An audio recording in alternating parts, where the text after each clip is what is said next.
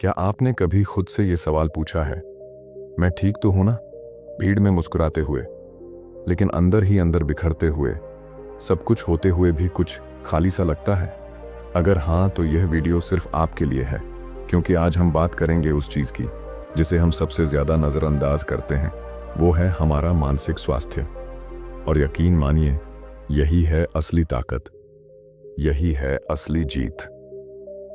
नमस्कार दोस्तों, स्वागत करता हूं आपके अपने चैनल इंस्पायर स्टोरी पर, जहां हम बात करते हैं जिंदगी के असली सवालों की, उन लड़ाइयों की जो बाहर नहीं अंदर लड़ी जाती हैं, और उन जीतों की जो ताज नहीं देती लेकिन सुकून जरूर देती हैं।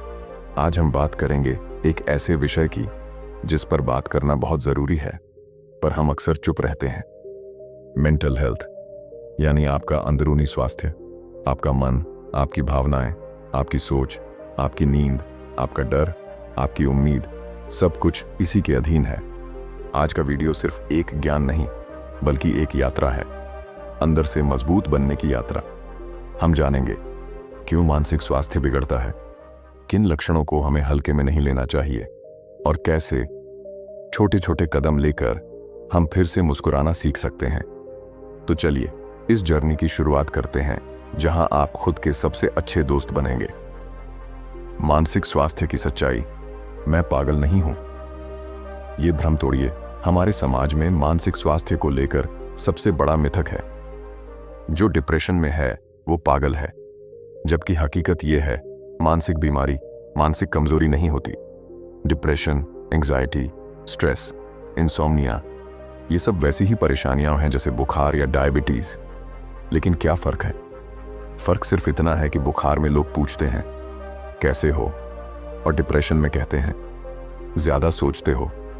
टेंशन में कहते हैं दिमाग मत खराब कर, और जब तुम रोना चाहते हो तब कहते हैं मर्द रोते नहीं। अब समय है कि हम ये सोच बदलें। किसी भी बीमारी की पहली सीढ़ी है कारण को समझना। मेंटल हेल्थ क्यों बिगड़ती है? देखिए, ये कोई एक दिन में नहीं होता। ये धीरे धीरे अंदर जहर की तरह फैलता है, जैसे दबाव, अकेलापन, असफलता, सोशल मीडिया की तुलना, बचपन के जख्म या रिश्तों में दर्द। आइए कारणों को विस्तार से समझें। पहला कारण, अनरियलिस्टिक एक्सपेक्टेशन। सब कुछ जल्दी चाहिए। हम खुद से और दूसरों से बहुत ज्यादा उम्मीदें पाल लेते हैं। मैं 25 का हूं, मेरे पास कार, घर, पैसा सब होना चाहिए, और जब ये नहीं होता तो शुरू होता है फ्रस्ट्रेशन। दूसरा कारण, तुलना का जहर, सोशल मीडिया ट्रैप। वो देखो, उसके पास सब है, मैं क्या कर रहा हूं जिंदगी में? ये सोच धीरे धीरे आपकी आत्मा को खा जाती है। याद रखिए, इंटरनेट पर सब कुछ रियल नहीं होता। तीसरा कारण, बचपन के घाव, अनहील्ड ट्रॉमा।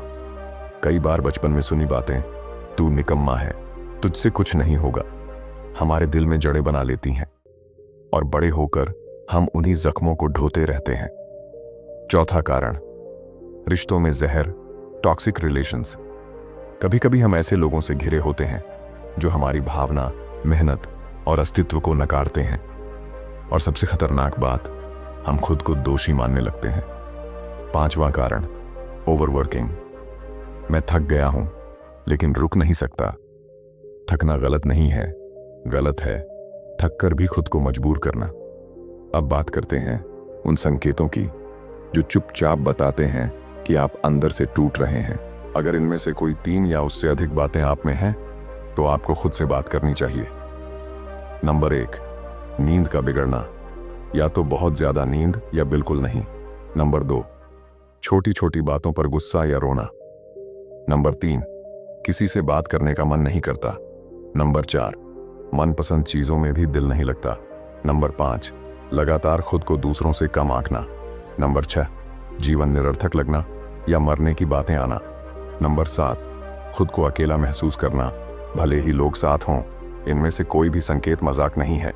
ये वो समय है जब आपको रुककर कहना चाहिए, अब बस मुझे खुद की जरूरत है। अब सवाल है, क्या किया जाए? तो जवाब है, छोटे छोटे कदम उठाइए।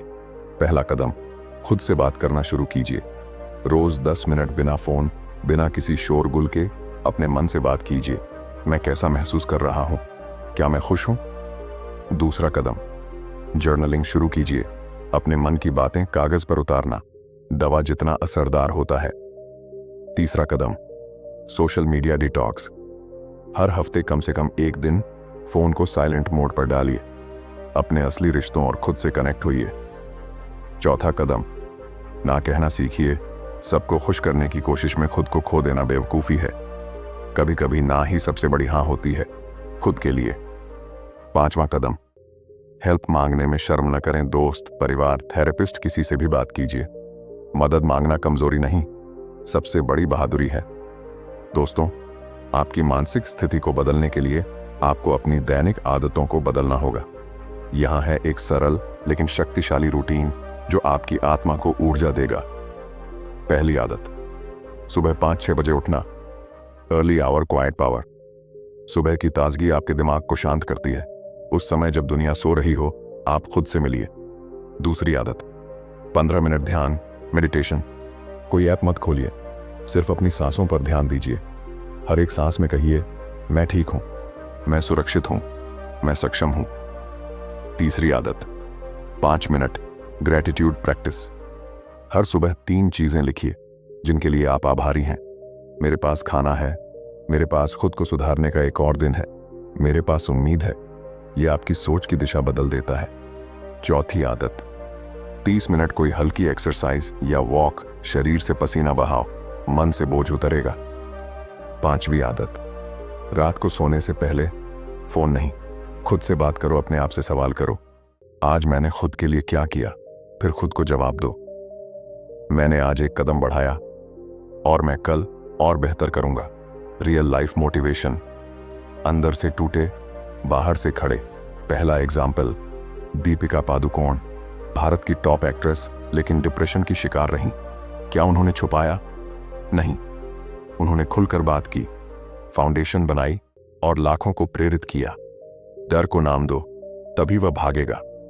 दूसरा example, Michael Phelps, Olympic gold medallist, दुनिया का सबसे तेज तैराक, लेकिन डिप्रेशन से जूझता इंसान।